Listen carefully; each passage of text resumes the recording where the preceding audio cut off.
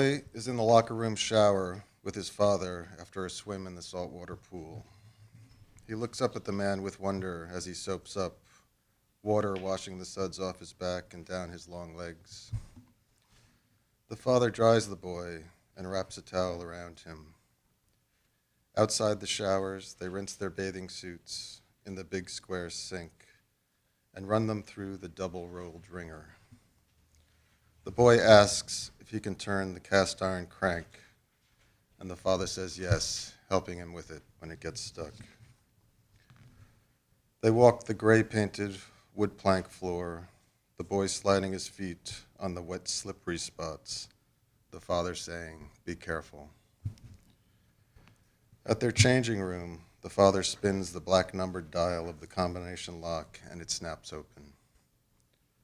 He pulls back the hasp and swings open the door. Inside is not much bigger than a closet, with a bench on one end and metal hooks on the unpainted walls holding towels and clothing. There is a single shelf high up with a thick, unframed piece of mirror, one corner broken off, leaning at an angle against the wall. His father stands him on the bench and helps him dress, telling him to step into his briefs. After he is dressed, the boy leans back and watches his father as he combs his still wet hair.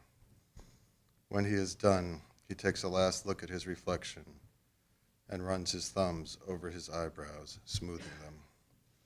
The father turns. Ready? Up at the bar, the father sits the boy on a high stool and orders him a Shirley Temple.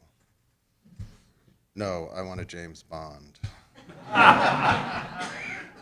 The bartender laughs. A James Bond it is. His father orders a beer. It comes in an iced mug, the foamed head overflowing, dripping down one side. The boy scratches at the layer of frost on the glass, scraping in his initials before his father picks it up and takes a long pull. "That's good," he says, as he puts the beer down on the bar. The boy touches the foam with his finger, licks it, and frowns at the pungent taste. He then sips his drink through a thin red straw. The super sweetness of the puddled cherry juice at the bottom of the glass erases the bitterness of the beer from his mouth. The father lights a cigarette and is laughing at something the bartender said. He drains his beer and orders another. The boy says, "Can we go outside?" The father lifts the boy down from his stool and hands him his drink. They walk out the heavy glass-paneled, wood-framed doors to the wide veranda and walk across the varnished deck to the big rocking chairs, coated with so many layers of thick, dark green paint that the wicker is almost a solid surface. The boy climbs onto one of the chairs and looks at his drink. The maraschino cherry is still suspended on top of the pile of ice chips.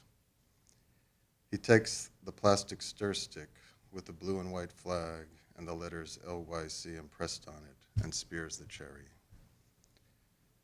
Engulfed by the chair, he sits eating the cherry slowly. Looking out at the boats rocking in the harbor, he listens to the sounds of the wind-blown stays snapping against aluminum masts and watches the sailors coming in off the launches drop their sailbags on the sloping green lawn as they make their way up to the bar.